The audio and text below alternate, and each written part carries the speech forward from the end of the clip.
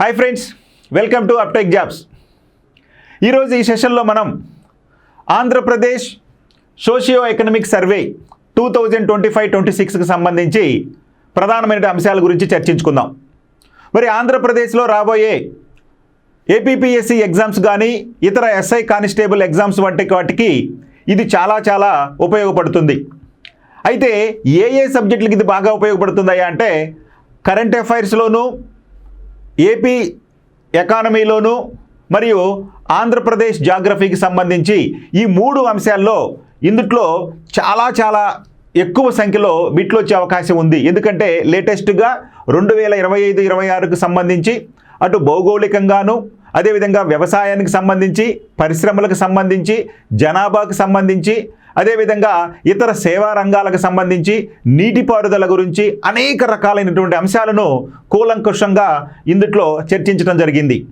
మనం ఈ సెషన్లో భాగంగా భౌగోళిక అంశాల గురించి మొదటగా చర్చించుకుందాం. ఆ తర్వాత 1 by 1 అంశాలకు సంబంధించి పూర్తి వివరాలను మీకు నేను అందించే ప్రయత్నం చేస్తాను. అయితే ఈ సోషియో ఎకనామిక్ సర్వే 2025లో ఒక చిన్న అంశం ప్రధానంగా మనం గుర్తుపెట్టుకోవాలి. ఎందుకంటే రాబోయే ఎగ్జామ్లో ఆ అంశం అనేది చాలా ప్రధానమైనటువంటి పాత్ర పోషిస్తుంది. ఏంటయ్యా అంటే కరెంట్ అఫైర్స్ అంశం. అంటే కరెంట్ అఫైర్స్కో రిలేటెడ్గా అటు ఎకానమీలో బిట్లు అడిగే అవకాశం ఉంది, ఇటు జాగ్రఫీలో బిట్లు అడిగే అవకాశం ఉంది. కాబట్టి ఆ కరెంట్ అఫైర్స్ ఎకానమీని లేదా కరెంట్ అఫైర్స్ జాగ్రఫీని ఈ యొక్క సోషియో ఎకనామిక్ సర్వే 2025-26ని జోడించుకొని మీరు కనుక ప్రిపేర్ అయితే మీకు ఎక్కువ మార్కులు వచ్చే అవకాశం ఉంటుంది. ఇక ఇందులో ఏముందో మనం చూద్దాం. రైట్, ఆంధ్రప్రదేశ్ సామాజిక ఆర్థిక సర్వే 2025-26. ఇక ఆంధ్రప్రదేశ్ నుంచి రాబోయే ప్రతి నోటిఫికేషన్లోనూ ఈ అంశాన్నే, ఈ డేటానే మీరు ప్రామాణికంగా తీసుకోవాల్సి ఉంటుంది. మరి భారతదేశ రాష్ట్రాల్లో వైశాల్యం పరంగా ఆంధ్రప్రదేశ్ 8వ స్థానంలో ఉంది. మొదటి బిట్టే మనకి కాంట్రవర్సీ చేసేశాడు. 8వ స్థానం అంటున్నాడు, వైశాల్య పరంగా అంటున్నాడు. వాస్తవానికి వైశాల్య పరంగా 8వ స్థానం అంటే జమ్మూ కాశ్మీర్ రాష్ట్రంగా ఉన్నప్పుడు మనం 8వ ప్లేస్లో ఉండేవాళ్ళం.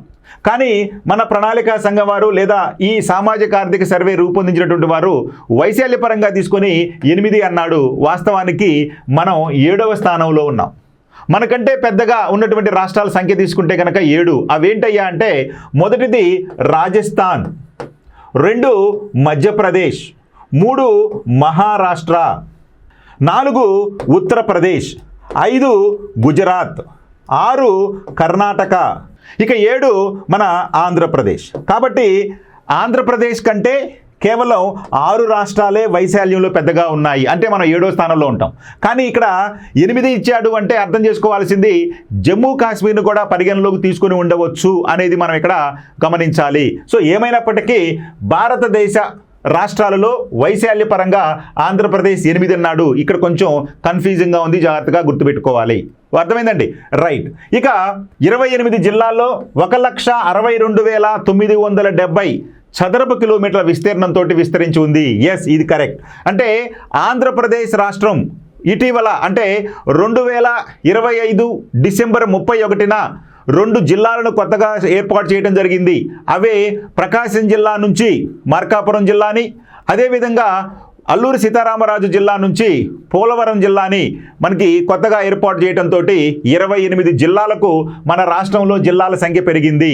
అంటే రాష్ట్రం నుండి తెలంగాణ విడిపోయేటప్పుడు మన ఆంధ్రప్రదేశ్లో 13 జిల్లాలుంటే ఇప్పుడు అవి 28 జిల్లాలకు చేరాయి. అయితే ఈ 28 జిల్లాల యొక్క మొత్తం విస్తీర్ణం తీసుకుంటే 1,62,970 చదరపు కిలోమీటర్లుగా మన ఆంధ్రప్రదేశ్ విస్తీర్ణం ఉంది. ఇక మన ఆంధ్రప్రదేశ్ తీసుకుంటే ఉష్ణమండలంలో విస్తరించింది, ట్రాపికల్ జోన్లో ఉంది. అంటే ఆంధ్రప్రదేశ్ అనేది భారతదేశంలో దక్షిణ భాగంలో ఉంది. మరి భారతదేశం యొక్క దక్షిణ భాగం ఉష్ణమండలంలో అంటే ట్రాపికల్ జోన్లో విస్తరించి ఉంది.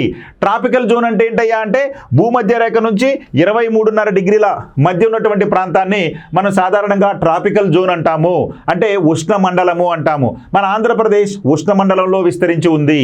ఇక ఈ రాష్ట్రానికి తీరరేఖ తీసుకుంటే భారతదేశంలో గుజరాత్, తమిళనాడు తర్వాత అత్యంత పొడవైనటువంటి తీరరేఖ అంటే 1053.07 కిలోమీటర్ల పొడవైనటువంటి తీరరేఖ ఉంది మన ఆంధ్రప్రదేశ్కి. ఇది 3వ అత్యంత పొడవైనటువంటి తీరరేఖ. అంటే శ్రీకాకుళం నుంచి తిరుపతి జిల్లా వరకు మనకి దాదాపు 1053.07 కిలోమీటర్ల పొడవైనటువంటి తీరరేఖ మన ఆంధ్రప్రదేశ్ రాష్ట్రానికి ఉంది. ఇది 3వ అతి పొడవైనటువంటి తీరరేఖ కలిగినటువంటి రాష్ట్రం. మొదటిది గుజరాత్, రెండోది వచ్చేసి తమిళనాడు. ఇక జనాభా పరంగా తీసుకుంటే మన ఆంధ్రప్రదేశ్ దేశంలో మనకి 4.95 కోట్లతోటి 10వ స్థానంలో ఉంది. ఇక్కడ మనం గుర్తుపెట్టుకోవాలి, ఇది జనాభా లెక్కలు 2011 ప్రకారం 2011లో జనాభా లెక్కలు సేకరించినప్పుడు మన ఆంధ్రప్రదేశ్ ఉమ్మడి రాష్ట్రంగా ఉండేది. మరి ఉమ్మడి రాష్ట్రంగా ఉన్నటువంటి ఆంధ్రప్రదేశ్లో విడిపోయినటువంటి 23 జిల్లాలను తీసుకుంటే ఆ జిల్లాలలో ఎంత జనాభా ఉన్నారయ్యా అంటే 4.95 కోట్ల జనాభా ఉన్నారు. మరి ఇది ఎన్నో పెద్ద రాష్ట్రం అయ్యా అంటే జనాభా పరంగా 10వ పెద్ద రాష్ట్రం. అంటే వైశాల్య పరంగా మనం తీసుకుంటే మనకి 7వ పెద్ద రాష్ట్రంగా ఉంటాము. జనాభా పరంగా తీసుకుంటే మనకి 10వ పెద్ద రాష్ట్రంగా ఉంటాము. కానీ ఇక్కడ మాత్రం మనకి గుర్తుపెట్టుకోవాలి 8వ పెద్ద రాష్ట్రం అని చెప్పి అన్నాడు ఈ సోషియో ఎకనామిక్ సర్వే. ఎందుకంటే ఇదే మనకి ప్రామాణికంగా మనం తీసుకుంటాం.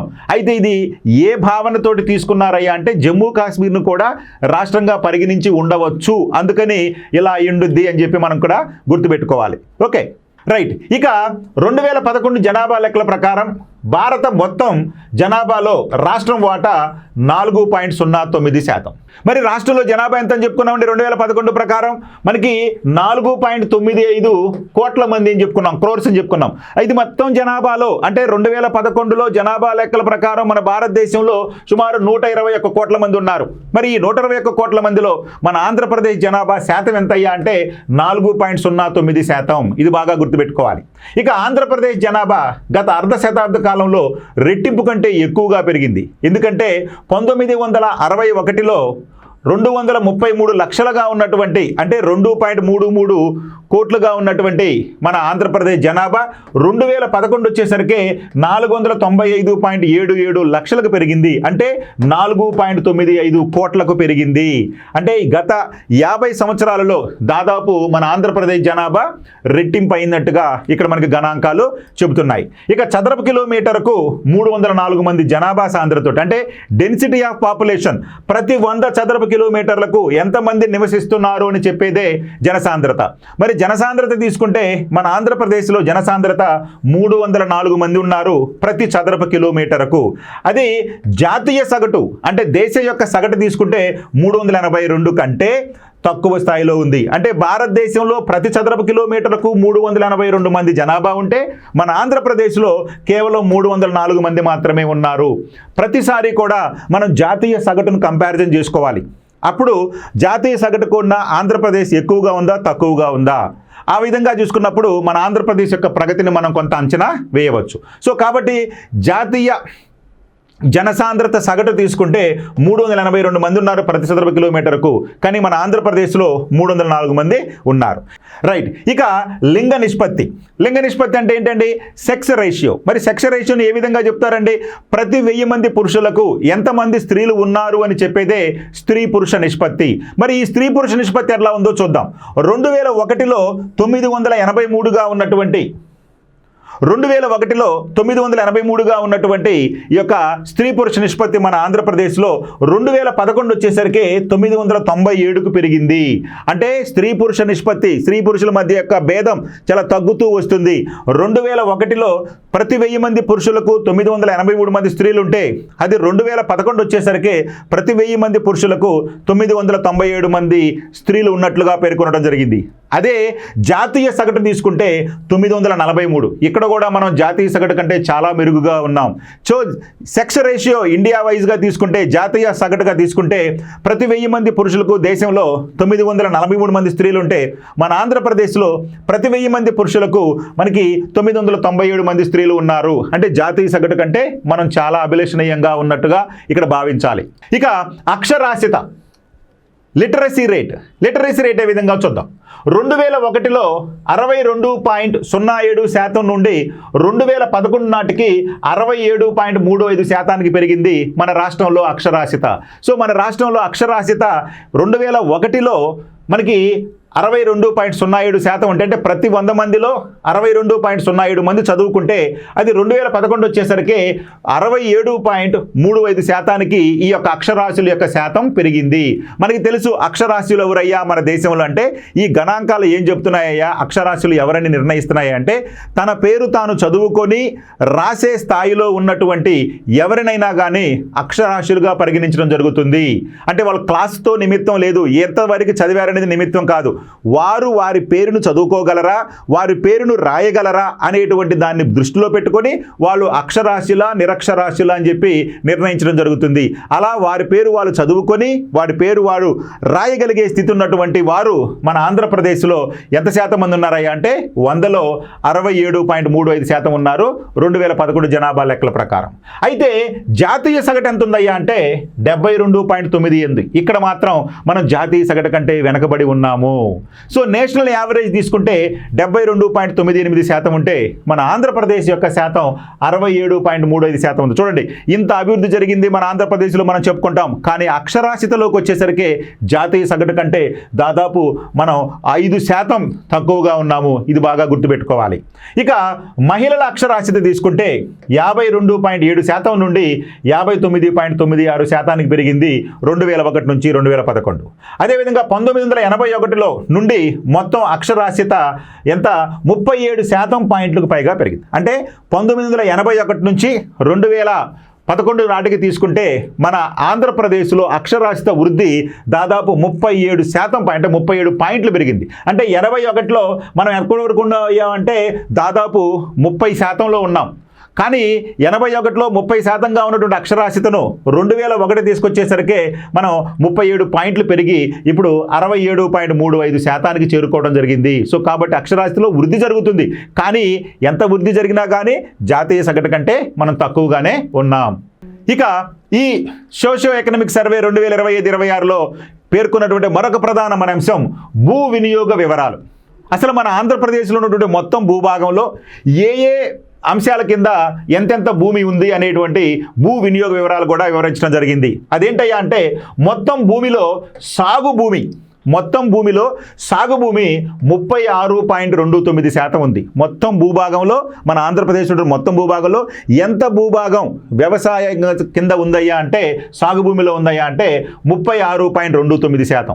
ఇది మొత్తం 59.14 లక్షల హెక్టార్లతో సమానం.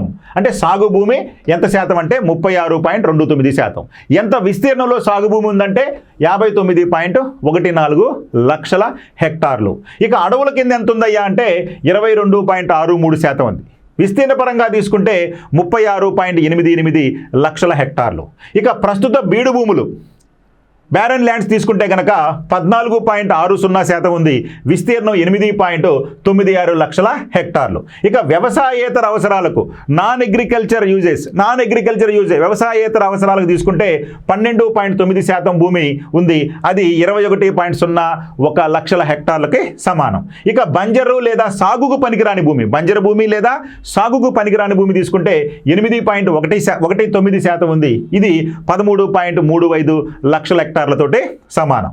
ఇక ఇతర బీడు భూములు సాగుకు యోగ్యమైనటువంటి వ్యర్థ భూములు మరియు పచ్చిక బయళ్ళు ఇక తోటలు ఇవన్నీ కలుపుకొని 10.09% ఉన్నాయి. అంటే 16.45 లక్షల హెక్టార్లుగా ఉంది.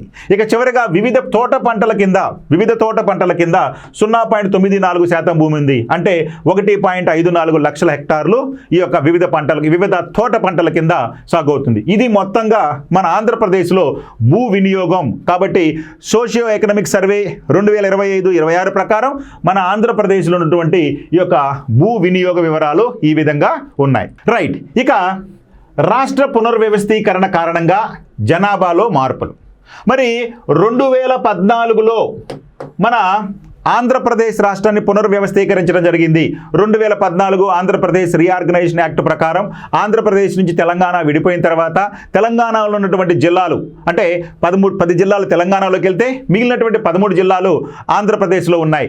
ఈ 13 జిల్లాలను తర్వాత కాలంలో మరికొన్నిటిని యాడ్ చేసి 2025 డిసెంబర్ 31 నాటికి మొత్తం జిల్లాల సంఖ్య 28కి పెంచడం జరిగింది. అయితే ఈ 28 జిల్లాలు పెంచిన తర్వాత రాష్ట్రంలో ఉన్నటువంటి ఈ జిల్లాలలో జనాభా మార్పులు అంటే ఈ జిల్లాల నుంచి పునర్వ్యవస్థీకరణ జరిగిన తర్వాత ఏ జిల్లాలో ఎక్కువ జనాభా ఉన్నారు, ఏ జిల్లాలో తక్కువ జనాభా ఉన్నారు, పట్టణ జనాభాలో ఏ జిల్లాలో ఉన్నారు, ఇలాంటి అంశాలు కూడా ఈ సోషియో ఎకనామిక్ సర్వే 2025-26 మనకి కొంత డేటా ఇవ్వడం జరిగింది. వాటిని కూడా మనం గుర్తుపెట్టుకోవాలి. అవేంటో చూద్దాం. జూన్ 2014లో రాష్ట్ర పునర్వ్యవస్థీకరణ సమయంలో ఆంధ్రప్రదేశ్ రాష్ట్రంలో 13 జిల్లాలను ఏర్పాటు చేయడం జరిగింది. 13 జిల్లాలు ఆంధ్రప్రదేశ్ రాష్ట్రంలో ఉన్నాయి. ఇక 2022లో మరో 13 కొత్త జిల్లాలను ఏర్పాటు చేయడంతో అప్పటికి జిల్లాల సంఖ్య 26కు చేరింది. అంటే పార్లమెంటుకు ఒక జిల్లా అని చెప్పి చేయటం, ఆ తర్వాత మన్యం ప్రాంతాన్ని అంటే ఈ ఏజెన్సీ ప్రాంతాన్ని అల్లూరు సీతారామరాజు మరియు పార్వతీపురం ఆ పార్లమెంటు నియోజకవర్గంలో మాత్రం 2 నియోజకవర్గాలను లేదా 2 జిల్లాలను ఏర్పాటు చేయడం జరిగింది. సో ఈ విధంగా 25 పార్లమెంట్ల సభ్యులుగా ఉన్నటువంటి మన ఆంధ్రప్రదేశ్లో 26 జిల్లాలను వ్యవస్థీకరించడం జరిగింది.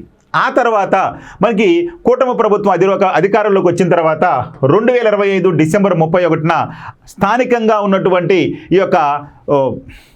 జిల్లాల వాదనలో భాగంగా ప్రకాశం జిల్లా నుంచి మార్కాపురం జిల్లాని, అల్లూరు సీతారామరాజు జిల్లా నుంచి మనకి పోలవరం జిల్లాని మరొక 2 జిల్లాలను ఏర్పాటు చేయడంతో 2025 డిసెంబర్ 31 నాటికి మన ఆంధ్రప్రదేశ్లో జిల్లాల సంఖ్య 28కి పెరిగింది. అంటే 2014 ఆంధ్రప్రదేశ్ రాష్ట్ర పునర్విభజన జరిగిన తర్వాత 13 జిల్లాల నుంచి 2025 డిసెంబర్ 31 నాటికి మన ఆంధ్రప్రదేశ్లో జిల్లాల సంఖ్య 28కి పెరిగింది. ఇక 13 నుంచి 28 జిల్లాలకు ఈ విస్తరణ అనేది జరిగింది. మరి ఈ 13 జిల్లాలని 28 జిల్లాలు చేశారు కదా, అప్పుడు ఈ జిల్లాలలో ఉన్నటువంటి జనాభా కూర్పు అనేది మారిపోవటం అనేది జరిగింది. ఈ విధంగా ఈ జిల్లాలను విస్తరించడం వలన జనాభా, జనసాంద్రత, పట్టణీకరణ, అక్షరాస్యత రేట్లు వంటి కీలక జనాభా సూచికల్లో జిల్లాల వారీగా మార్పులకు దారితీసింది. ఎప్పుడైతే 13 జిల్లాలను 28 జిల్లాలు చేశారో అప్పుడు ఈ జనాభాకు సంబంధించినటువంటి అంటే అత్యధిక జనాభా ఉన్న జిల్లాలు, అత్యల్ప జనాభా ఉన్న జిల్లాలు, అక్షరాస్యత సంబంధించి లేదంటే కనుక ఈ జనసాంద్రత సంబంధించి, పట్టణీకరణ సంబంధించి లేదా అర్బన్ అంటే పట్టణీకరణ, గ్రామీణ జనాభాలకు సంబంధించిన వివరాలన్నీ కూడా మారవడం జరిగింది. వాటిలో కొన్నిటిని ఇప్పుడు ఈ సోషియో ఎకనామిక్ సర్వేలో ఇవ్వడం జరిగింది. అవేంటో చూద్దాం. రైట్, జిల్లా పునర్వ్యవస్థీకరణ తర్వాత కీలక జనాభా మార్పులు. జనాభా పరంగా ఏ మార్పులు వచ్చినాయో చూద్దాం. అత్యధిక జనాభా కలిగినటువంటి జిల్లాగా ఎస్పీఆర్ఎస్ నెల్లూరు జిల్లా 24.17 లక్షలతోటి మొదటి స్థానంలోకి వచ్చేసింది. ప్రస్తుతం మన ఆంధ్రప్రదేశ్లో అత్యధిక జనాభా కలిగినటువంటి జిల్లా ఏదయ్యా అంటే ఎస్పీఎస్ఆర్ నెల్లూరు, శ్రీ పొట్టి శ్రీరాములు నెల్లూరు జిల్లా అత్యధిక జనాభాతోటి మొదటి స్థానంలో ఉంది. ఎంతయ్యా జనాభా అంటే ఇక్కడ 24.17 లక్షలు ఉంది.